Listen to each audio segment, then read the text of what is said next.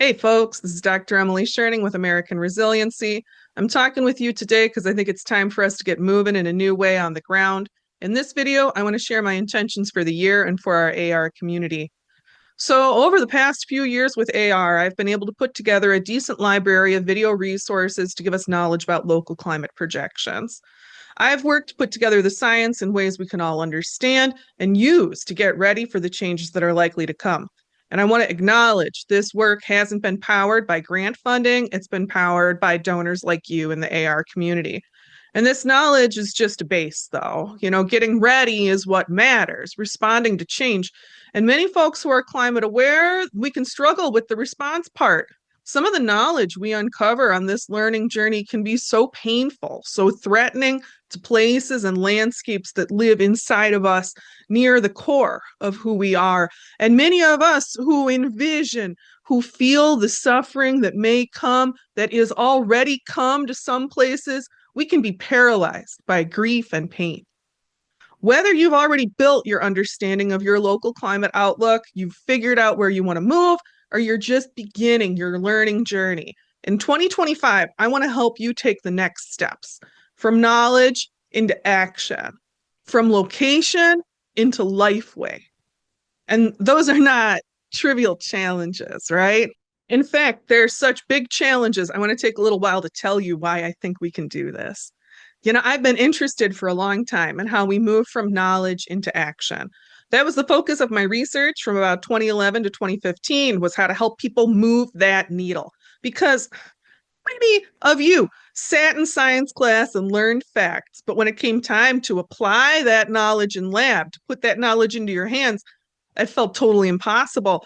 I've seen it happen with so many students, including really smart students who got very high scores on my exams.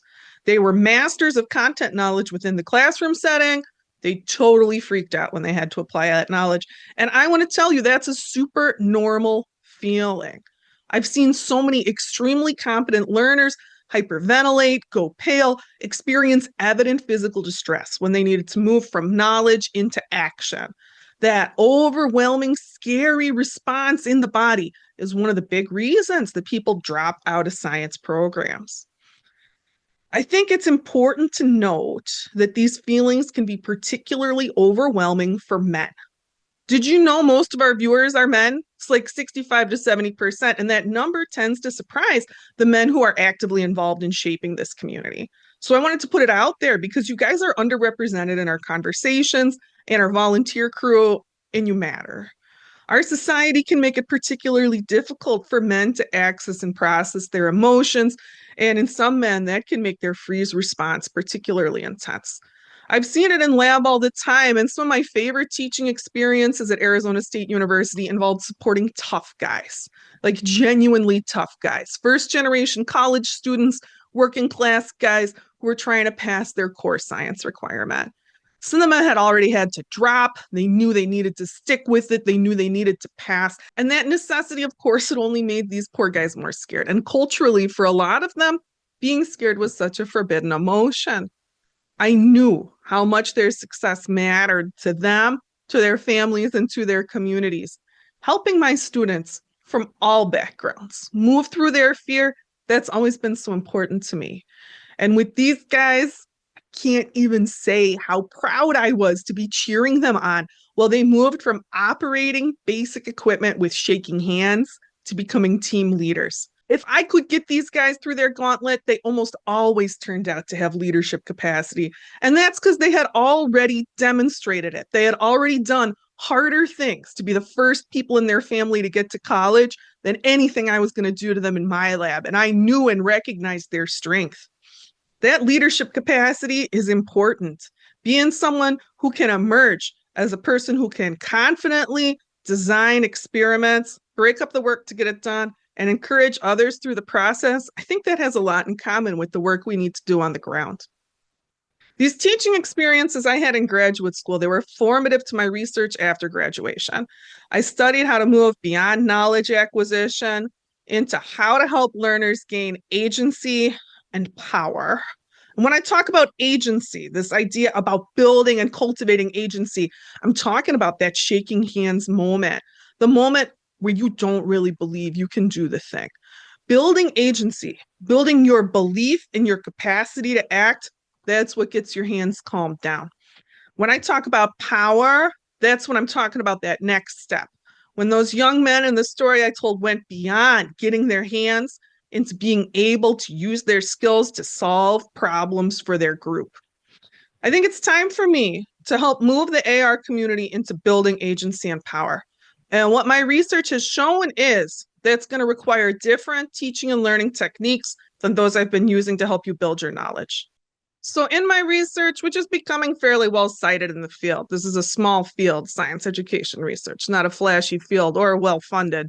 I argue and repeatedly demonstrated that creating an informal learning environment is super important, that formal traditional lectures are much less effective at building knowledge and at retaining students than environments where teachers were relaxed, used as little specialized vocabulary as possible, made jokes, and showed emotion. It helps if your teacher's a human being for you to gain knowledge. Even with higher level knowledge, where there's the most cultural push to really show your authority and seriousness and transmit the information with gravitas, it turns out that when we're actually serious about knowledge transmission, people need play. The way I teach in my Climate Outlook videos is a direct result of my research into knowledge acquisition. However, also from my research, I think that now I need to change it up. Knowledge acquisition, it's all about play and power inversion. Acquiring agency and power, that's different. There, people benefit from direct modeling. They need clear, actionable information. So I think we need to start having different conversations. In 2025, I'm going to continue to help build our knowledge of local climate outlooks under different scenarios. And I also want to create space where we can cultivate agency and power, where we can learn how to do with a focus on building the internal skills needed for action. It's also important that we begin to talk seriously about Lifeway. What do we do after we get to where we want to be for this next stage? What we're up against, the level of change we're facing, our current systems can't handle it. And there's no bunker that's going to give you a generational Lifeway. We need a path forward, and I don't think that path already exists. I think we need to walk that path to bring it into being, and that many of us feel a growing need to talk about culture, about the way we want to live. When I made the life changes that allowed me the space to do this mad scientist type work for you, to unfurl this first stage of AR, one of the main things that pushed me to make that change was a desire to live a life that caused at least a little less active harm. I think many of us feel that. The way the systems that we live in today are overshoot systems, are systems that are causing active harm, active pain. We don't need to live this way. People can do good. People can be a force for good in the landscape. We can be a part of a Lifeway that embraces the needs of the community of life, where saving all we can save isn't like a Pokemon approach to biodiversity, gotta save them all, but is an expression of a lived value, of a Lifeway based on the recognition of our mutuality, interconnectedness, and kinship. We can do this, and we can do it thoughtfully. This is an important time to act, to truly act, not simply react. We don't have perfect data, but we have a sense of where some of the big danger areas are. We need to be acting like ancestors who have a passionate commitment to the future and the prudent judgment of an informed and well-considered mind. And that's why we need to do this together, because I don't think any of us can do it alone. When I consider what I have learned over the past 3 years from people with a deep knowledge of ecosystems and lifeways unfamiliar to me, I feel great certainty that although no one of us has all the pieces we need, together we do have everything we need. We just need to be able to listen to each other and put those pieces together. I want to have more conversations about that, about our directions and our lived values. I want to bring more people on the channel to talk and hear more voices. And I think this is an important ground rule as we begin this time of conversations. I think we can disagree with each other. I think we can be different from each other and still be working towards the same goal, a generational future that considers the well-being of all living things. I think that we need diversity of thought, diversity of ideas and approaches to help us find the right path on this one. And, speaking of living things, bees get all the good press. And of course, I love bees, but we need many pollinators to bring forth a fullness of the world's fruits and seeds, from flies to hummingbirds to winds to wolves. This year, I hope we can work together to build a fuller understanding of the systems we need, of the life way we need as we think about moving forward, as we take steps to try and walk the path of life. And as we take steps to learn how to walk that path, to learn how to unlock our potential for agency and power in our own lives. I want to come back in on this idea, cultivating power and agency, because I know many of us feel so small and these problems are really big. Also, I think it's worth acknowledging that many of us have been quite unwell lately, which adds a further disheartening element. Like, seriously, I think it's worth noting how many people have been just very ill this winter.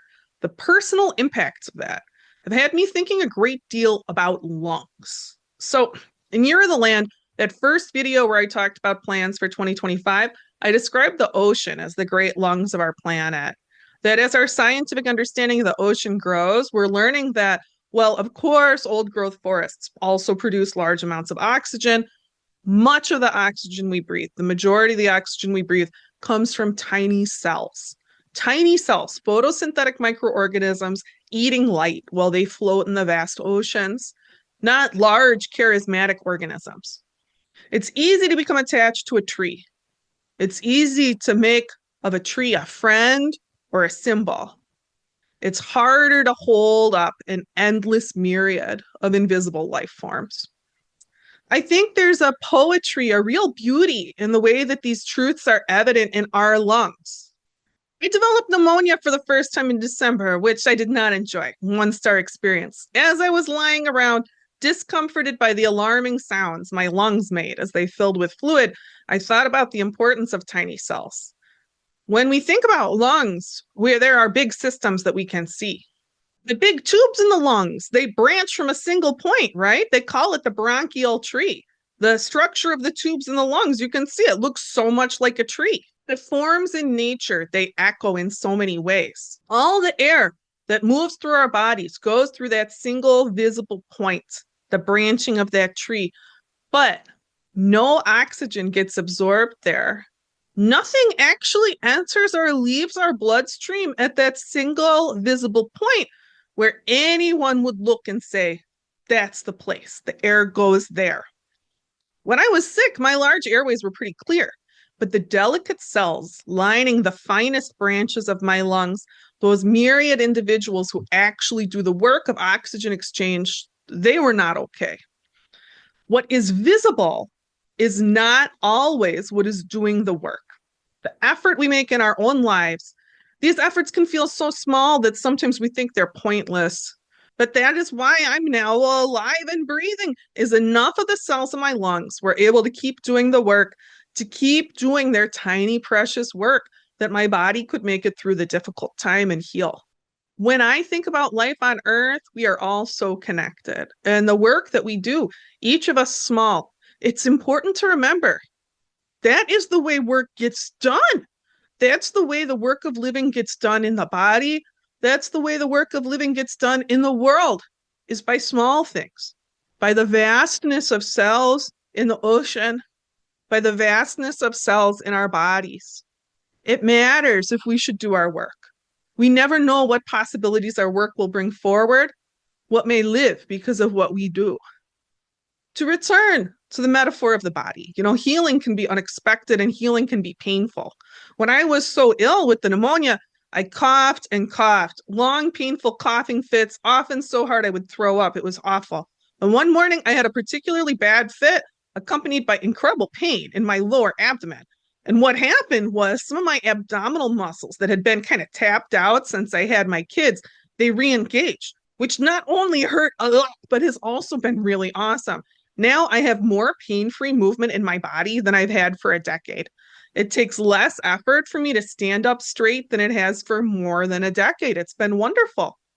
In my time engaging with the earth, learning to engage with the earth, I'm continually amazed by the ability of living things to heal, of the earth to heal. The earth wants to heal. Living things want to live.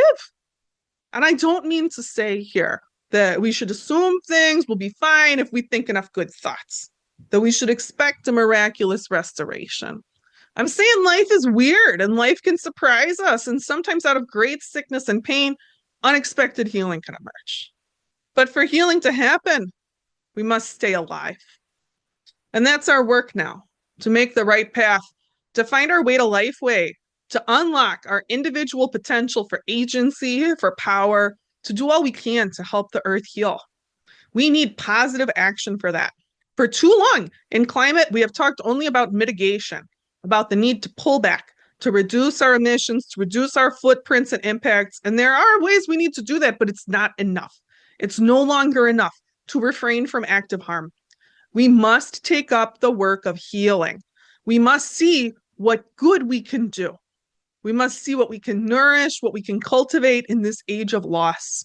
What can we bring through this extinction event in which we are living? That, I would argue, is our best purpose at this time, and the purpose to which we should apply our considerable human ingenuity, our tremendous individual potential. Change is happening so fast. I think it's time to move well beyond thinking about, do I have enough beans and vitamin powder? And towards Lifeway, towards ways to continue to live, ways to become ancestors. And when I say ancestors, I don't just mean ancestors of the body.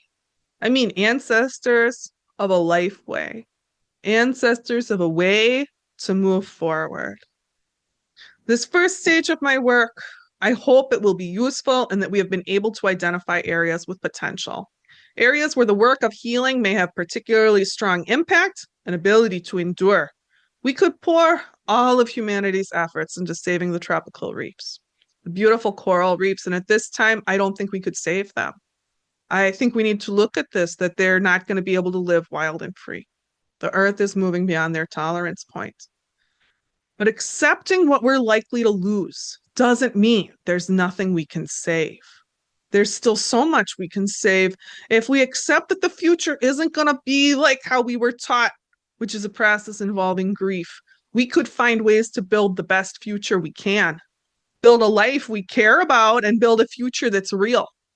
Knowing where it may be wise to take up the work is one step in the path. I do hope we can take these next steps together, the steps towards Lifeway. If you want to take an active role in these steps, we're moving towards organizing on the ground. I need help to coordinate that, right? And thanks to the great gift I received near the end of 2024, I've made a first hire, a part-time hire that we plan to grow to full-time and what I hope will eventually become a team of 5, a co-leadership team working full-time and making a nourishing living with AR. So we got the dedicated working capacity now to do a meaningful ground launch.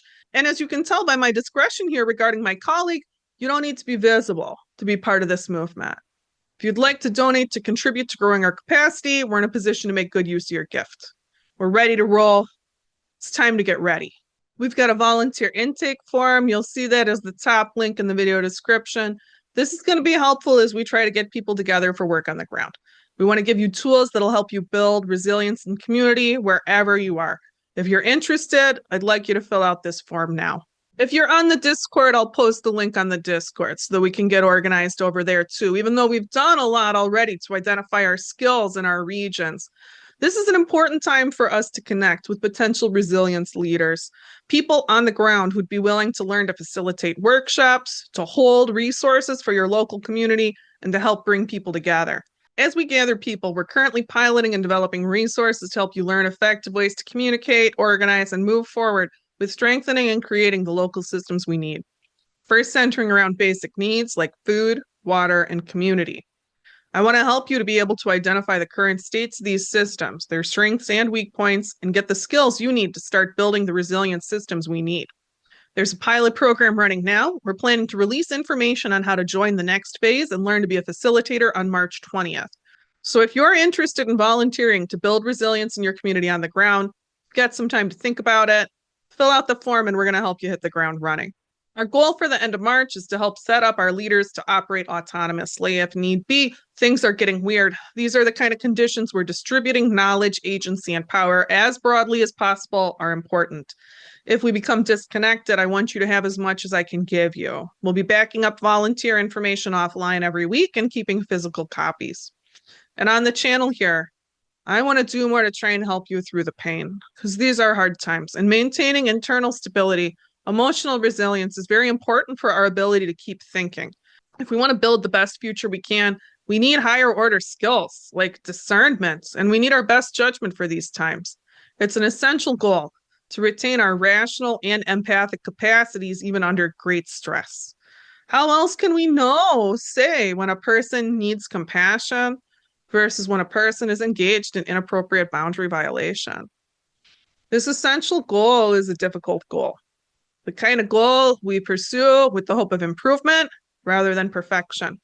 Many of us need to do our own healing work as a necessary part of reclaiming our essential sense of agency, the belief that we can. And if you're one of those who has the knowledge you need, but you aren't steady in your hands, you feel the fear in your body, I want to help coach you through that. I've done it before and I know how it feels. The first place I learned it was in here. What we are doing together has already made an impact. It's time to make our next steps. Let's get ready. Folks, thanks for watching. I want to say I'm so proud and so grateful for how far we've come. In the past 3 years, I've been really honored by how many people have supported AR in so many ways, and by how many people have reached out to tell me how AR has helped them. I've connected with so many other cool people who are on the ground doing the work, creating habitat however they can, helping their communities become more resilient, and feeling more able to go on, more able to keep doing that work, making change on the ground. When I hear from you, it helps me too, because this is hard stuff. I'm grateful we can do it together. I look forward to talking with you all again soon.